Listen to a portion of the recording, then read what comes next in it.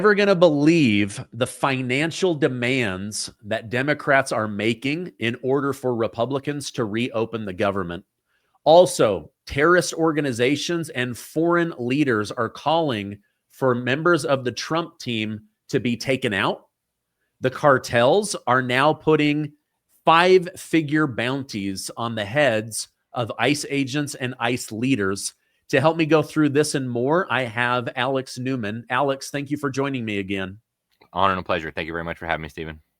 So, Alex is an independent journalist. He's the author of The Deep State. He knows better than anybody just how nefarious things can be in the government, how the government uses these shadow governments to try to control the American people.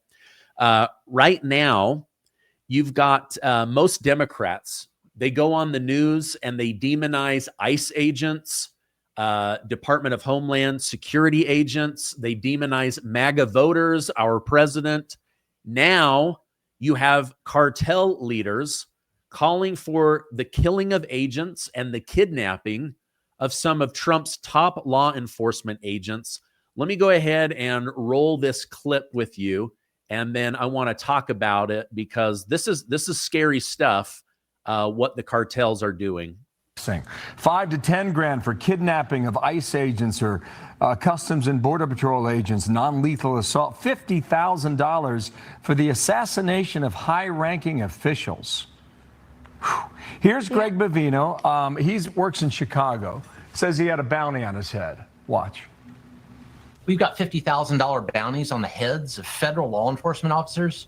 We have criminals ramming vehicles, criminals bringing guns to protests. This is not regular street crime here in Chicago. We have assaults on Border Patrol agents, ICE officers, and our allied law enforcement agencies every day, often multiple times per day. And again, these assaults, the lethality of these assaults is increasing. How can your officers respond to that effectively?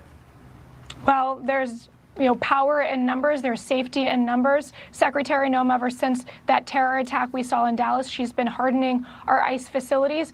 President Trump has called in the National Guard, a very prescient and great, strong leadership we've seen from the President of the United States. But, I mean, we are seeing a coordinated, highly organized waging of war on our law enforcement on the streets of Chicago. These men and women are simply enforcing the rule of law and doing their job, and yet there's these foreign terrorist networks who are going after them. They're using a tiered system of bounties to go after them, whether it be doxing their family members, kidnapping, even murdering these brave men and women. All right, Alex, your thoughts on this? This is scary stuff.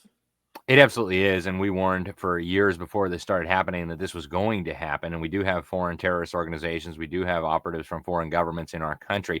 We also need to look back at previous administrations, the Biden administration and the Obama administration, in multiple ways, not just cooperated with some of these drug cartels and drug kingpins, but actually helped feed the monster. Some of this came out a little bit during the Obama administration. We found out about Operation Fast and Furious, where the federal government was caught trafficking high-powered American weapons to drug cartels. Then they were demonizing American gun owners in the Second Amendment as a result of the violence that they were fueling, until they got caught. And then they said, oh, we were investigating some guy. Turned out the guy they were allegedly investigating was already on the FBI payroll. We've had multiple whistleblowers come out saying that multiple federal agencies under the Obama administration and even under the Biden administration were cooperating with the cartels, were giving them intelligence. This is absolutely horrific. And now what we're seeing is basically an alliance between the radical violent left, hostile foreign governments, and criminal organizations like the drug cartels, all united against the United States of America and efforts to enforce the rule of law. It's a very dangerous situation, and there's a lot more going on behind the scenes than most of the media is willing to admit. Yeah, I mean, just from some of the B-roll footage that I saw there, you've got people throwing rocks through ICE agents' windows, attacking them, throwing smoke bombs, throwing giant construction barrels into the road. I'm worried we're going to see agents killed in the line of duty, and then there'll be no choice but to send in the National Guard. I mean, they said right there, this is organized and coordinated attack against government employees that are just doing their jobs. That's right. And I should remind people, just doing their jobs means enforcing the laws that the American people, acting through their elected representatives, have enacted. And you don't have to go back that far to find a lot of Democrats talking about the importance of border security, the importance of deporting illegal immigrants, especially illegal criminals. I mean, Bill Clinton, it was a big part of his campaign when he was president. Got to secure the border. You even have Chuck Schumer some years ago on camera talking about the importance of these issues. So we now have a Democrat Party that has completely lost touch, not just with the American voter, but even with reality, and has joined in this anti-American alliance. We need to remember, too, what ICE represents. One of the defining characteristics of a nation is a defined and enforceable border. These attacks on ICE are more than just attacks on individual law enforcement officers who are sworn to uphold the Constitution and the laws of the United States.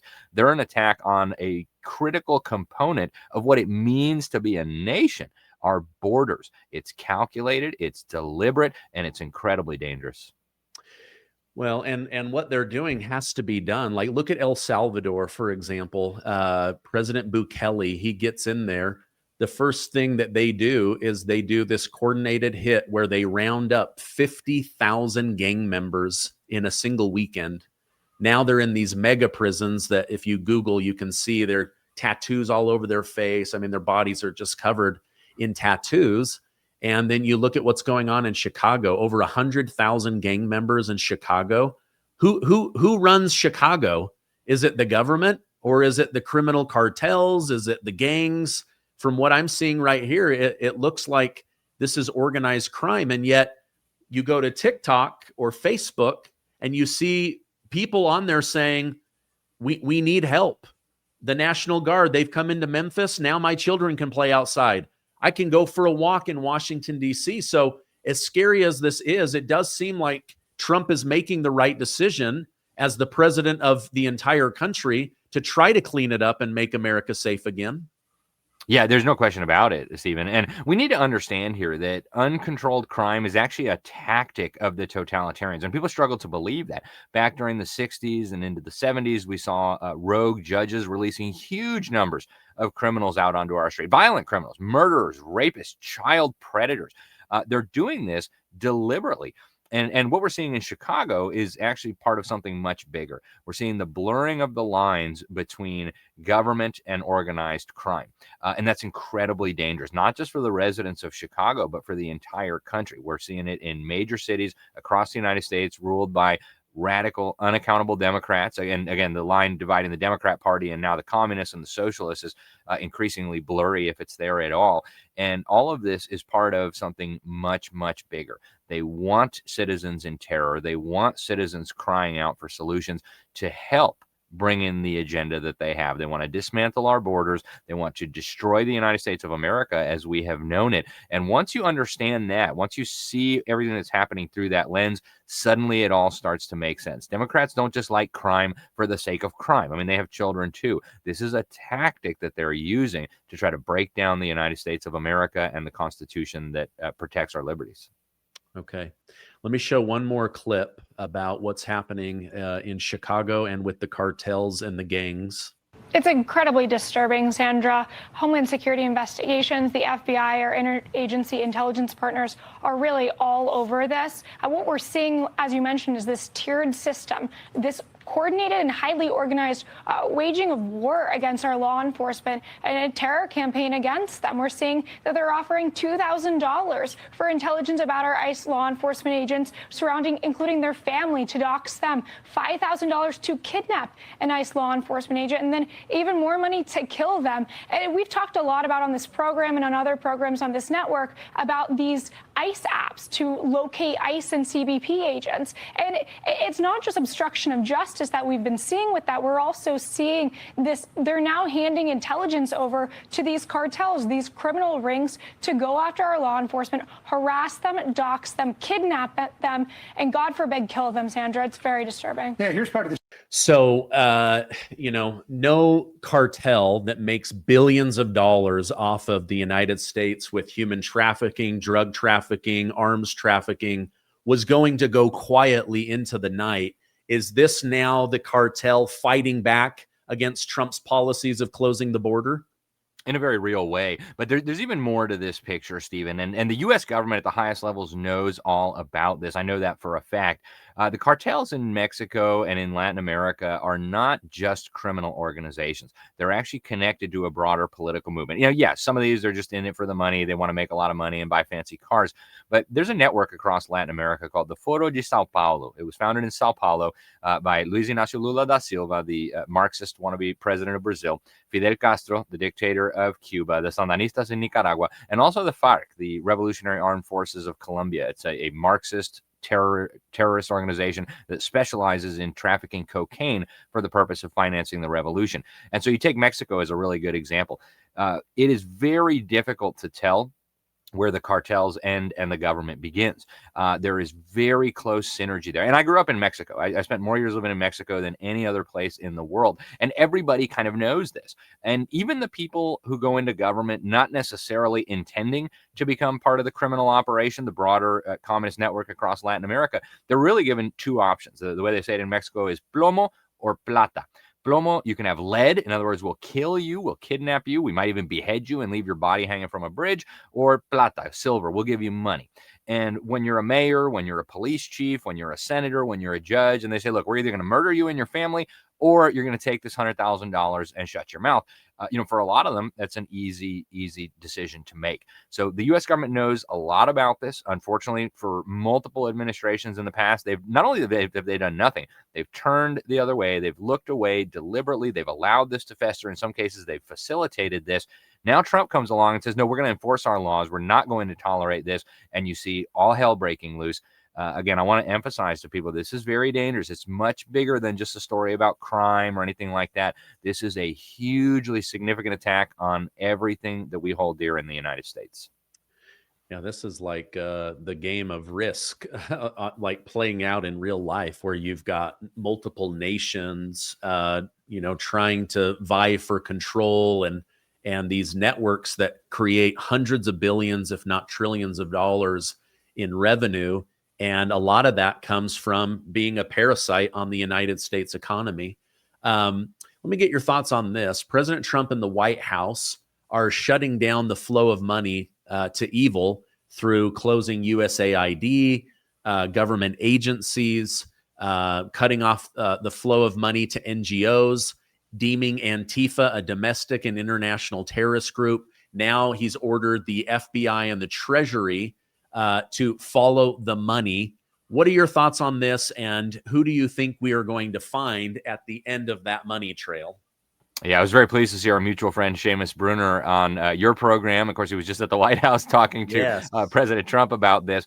The reality is there are very large funders of these networks. They are very wealthy individuals. Now, yes, a lot of the funding was coming from the taxpayer. These people figured out how to manipulate the U.S. government into funding a revolution to overthrow the U.S. government. It sounds too crazy to be true, but it absolutely can be documented. The Donald Trump administration is right now untangling all of this, and I'm grateful that they're cutting off the funds. But there's a lot of money going into this. And everybody knows, the obvious ones, the George Soroses of the world, the Roy Singham Neville over in communist China. So there are some big players. Then there are certain smaller players. But this is a truly international movement. There are direct connections to the CCP. And this has been true all along. I mean, you go back to, for example, the Weather Underground. People forget all about the Weather Underground. Back in the 1960s, this was a communist terrorist organization in the United States. They bombed the Capitol. They bombed the Pentagon. They bombed the State Department. They murdered police officers and then bombed their funerals.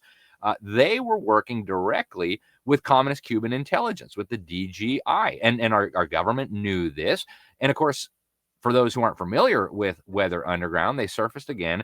A lot of the leaders from this terrorist organization went into academia. They became professors of education. And then one of the founders of the Weather Underground, Bill Ayers, helped Barack Hussein Obama launch his political career to take over eventually the presidency of the United States. Now, the FBI operative who infiltrated the leadership of this terrorist organization, and a lot of these that we see today are direct descendants of the Weather Underground.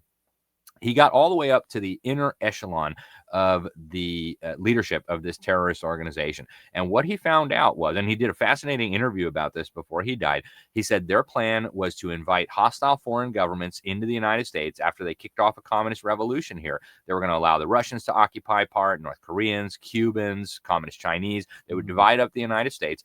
And he said then they were going to create a network of re-education camps to put counter-revolutionary Americans in. And they estimated that they would have to liquidate, in other words, murder, exterminate 10% of the American population that could not be brought about to the new way of thinking in America. So anybody who thinks that these are just crazy, goofy college kids that just got a little bit too brainwashed and carried away, there are plenty of those useful idiots. But behind the scenes, there's a highly organized, very well-funded network with multiple connections to hostile foreign powers that does aim to create a revolution in this country, a civil war in this country, for the purpose of destroying the last major obstacle to a global takeover on behalf of this ideology from hell. Wow. Did you know a dangerous amount of microplastics are now being found in our water, food, bloodstream, even our brains? These tiny plastic particles, often invisible to the naked eye, carry toxic chemicals like BPA that disrupt hormones, damage DNA, and inflame our organs. They affect everything from metabolism to fertility, and have even been linked to cancer, neurological disorders, autoimmune disease, and developmental issues in children. The worst part, there's no way to avoid exposure. It's everywhere. But there is a way to fight back, and it starts in your gut. Your gut is your first line of defense. A healthy microbiome can bind to and break down microplastic toxins before they poison your cells. But if your own gut is compromised, those toxins sneak right through, wreaking havoc on your immune system, energy levels, digestion, skin, even your brain. That's why we're healing our guts through kimchi. Now, kimchi restores the gut flora in your gut. Because in a world full of plastic, your gut needs to be bulletproof. Today, you can get an exclusive offer by clicking on the link below, or you can use code Gardner to get 25% off your order. For an even better deal, call my friends at Brightcore right now to get up to 50% off your order and free shipping. This stuff is great. It's been awesome for my gut, my bowels, my digestion, bowel movements. It's been awesome. And why save 25% when you can save up to 50% and get free shipping? Again, give them a call at 888-908-4425. Yeah, you can see why they did not want Trump back in office. They had an aged man with dementia that they could treat as a puppet. All they had to do was keep him away from interviews and the media, and they could do whatever they want. And look how much damage they did in 4 years. While Trump has been trying to shut down evil and the flow of money to evil, Democrats have been keeping the United States government shut. I want to show you what House Speaker Mike Johnson had to say about that and reopening the government. That we just won't go along with. We won't sell out the long-term security and future of the United States so that Chuck Schumer can prevent a primary challenge from his left wing. We will not be a part of that nonsense. And until Schumer and the left wing of his party are satisfied enough that the pain this shutdown has caused has reached a limit that they're satisfied with, then the Republicans are going to stand here every single day, and we're going to continue to deliver the simple facts directly to the American people. So they're saying we're not going to back down. We don't understand why they want to inflict pain on the economy, government, the citizens of this great nation. Your thoughts on this whole government shutdown and their attempt to squeeze money out of the American taxpayer? Yeah, the American voters went to the polls and voted overwhelmingly for Republican President Donald Trump. They gave the House to the Republican Party. They gave the Senate to the Republican Party. That's because they were sick of the Democrats' spending. They were sick of the Democrats' priorities. Now what we have the Democrats doing, the Democrat leadership is trying to force Republicans into passing another Democrat spending bill. It's an outrage. It's totally unacceptable. And I'm glad that Republicans are standing firm. I wouldn't hold my breath waiting for them to continue standing firm, because they have a long track record of caving when the going gets tough. And we all know the fake media is going to try to blame them. But we need to encourage them to stand firm. Yes, there is some pain. They're talking now about air traffic control. They're going to try to inflict pain on us to try to make this a victory for the left, but we do need Republicans to stand firm. In fact, I would say they ought to be going for much larger cuts. And on the bright side of all this, Stephen, we see the Trump administration now working to lay off large amounts of federal workers that should have been laid off many, many years ago or never been hired in the first place. So hopefully we'll get some good out of this. But the Democrats, I think, are just showing the country what is wrong with the Democrat Party today. I agree. Let me show you one more clip that, like, the Republicans started digging in, like, okay, what are their actual demands? Like, we know they want, $200 million or $200 billion for illegals to have health care. They're worried, all these people have become dependent on the government subsidizing emergency rooms. We're going to lose voters and money. But listen to what else they have tried the pork that they have tried to sneak in on the taxpayer. And they would send $500 million to liberal news outlets by refunding the Corporation for Public Broadcasting.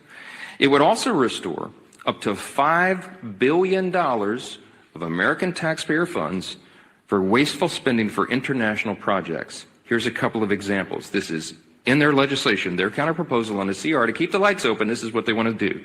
They want to spend $24.6 million of your hard-earned dollars as a taxpayer for climate resilience in Honduras. They want to spend $13.4 million for civic engagement in Zimbabwe. They want to send $3.9 million for LGBTQI plus democracy grants in the Western Balkans. They want to spend $2.9 million of your dollars for desert locust risk reduction in the Horn of Africa. And $2 million for, quote, organizing for feminist democratic principles in Africa. We are not doing that.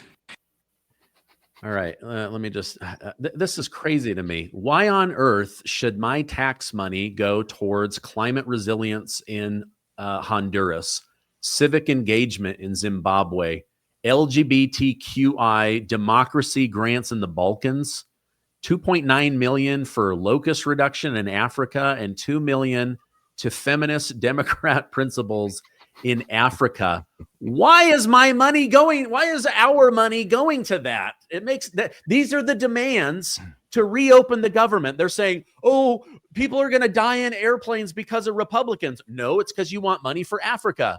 Oh, women and children aren't going to get WIC. No, it's because you want gay stuff to happen in the Balkans.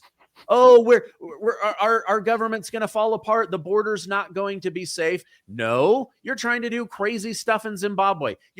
Sorry, I'm getting crazy over here, but like, your thoughts on the wasteful use of our money. Yeah, I would argue that it's even worse than wasteful, Stephen. It goes back to what we were talking about earlier. A lot of these so-called grant programs are just very poor cover for funding these radical organizations, these radical movements.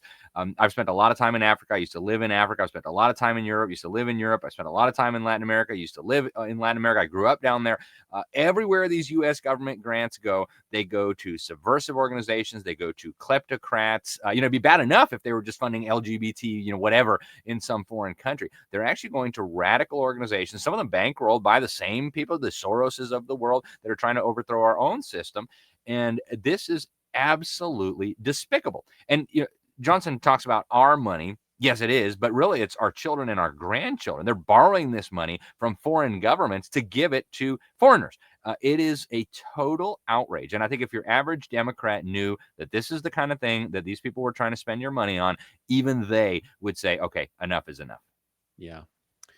Well, the Democrat Party right now has no leadership. They are wildly unpopular. They say Republicans are trying to rig the election by redistricting, something that Democrats have done for over 20 years now. But CNN says they're running out of options, and things are not looking good. Let me go ahead and play this. 2018, right? Because that's sort of the baseline. That was, of course, the first Trump term. That was where Democrats were sort of keeping pace. You go back to April, look at the generic congressional ballot. What you see? You see +3 Democrats in 2025 in April. You see +3 Democrats back in April of 2017. Now jump over to this side of the screen. What happens? Well, the Democrats are no longer keeping pace with the pace that they were setting back in 2017, 2018. You look back in 2017, you saw that the Democrats had leaped up to an 8-point advantage. I remember covering this. I remember a lot of folks, including myself, saying, you know what, Republicans look pretty decent right now in terms of the fact that they had the House, they had the Senate, they had the presidency, but things were likely going to flip. And I was looking for the same signs this year. The bottom line is it hasn't happened, Kate Baldwin. It hasn't happened. Democrats have stayed basically steady. They have fallen off the pace. Democrats were way out ahead back in 2017 on the generic congressional ballot. And now we're basically looking at Democrats ahead. But again, they are so far in back of the pace that they set back there. And so I think what a lot of folks are seeing, folks like myself, are saying, wait a minute, given what we might be seeing in redistricting, is this +3 going to be enough, Kate Baldwin? Well, that's what I was going to ask. One change from that cycle is also this mid-decade redistricting effort that we've been covering so much. You add that in, and what do you get? Okay, so we add that, and we take a look at the national picture, but then we, of course, taking a look at the state legislators, right? They are potentially changing things, and there are two things that are going on here. First off, net mid-decade redistricting gains. If both sides max out at this point, there are more Republican gains possible than Democratic gains. Yes, the Democrats might try to counter a Texas and a California, but you go along in the different states, and basically Democrats run out of room where Republicans are able to gain and gain and gain. If both sides max out, we're probably looking at a GOP gain of +7 House seats. That doesn't even take into account the potential gutting of the VRA that is right now going to be in front of the Supreme Court. If you add that in, you could be looking... The Voting Rights Act. What? Yes, exactly right. The Voting Rights Act. If you add that in, then you could be looking about adding 10, 12, 15, 17 on top of this 7 seats. So I think a lot of folks like myself are looking at this. We're seeing, hey, wait a minute. Those national polls are... Democrats are not gaining the way that we expected. All of their cheating from the past has maxed out. The momentum is with the GOP. And if they want to do this redistricting battle, we're going to win, on top of the fact that we could likely win because of Trump still being in office. People saying, I don't want my 2024 vote to be wasted. I am going to the polls.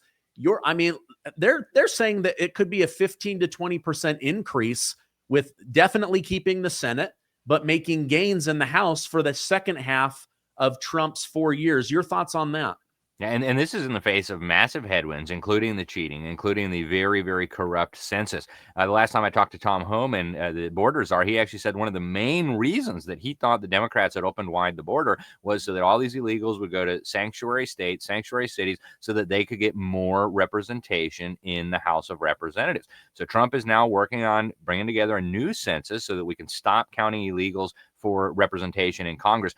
The Democrats are facing a very bleak picture. Republicans have a historic opportunity here, not just to regain and stay in power, but to get a larger margin that they can use to really make some very significant changes. Whether they'll do it or not remains to be seen. Republicans have a long track record of wasting incredible opportunities. We saw it when Trump came to power the first time. They had everything they needed, and they frittered a lot of it away. So let's hope for the best. The Republicans have the wind in their sails right now, and that's good. The Democrats have made a giant mess here for themselves, but that doesn't mean by any means that we're guaranteed significant victories here if Americans don't keep the pressure on. Yeah. Well, they've got the momentum, so let's hope that they keep that. They continue to do good policy. Trump's got to make some gains on the economy. He's crushed the border situation. A lot of Americans are grateful on that. He also wants to do this big national convention. He's got over $1 billion to spend on the upcoming election, the most anyone has ever had going into the midterms. So lots of good stuff. But at the same time, we can't sit back on our laurels and just expect that this is going to happen.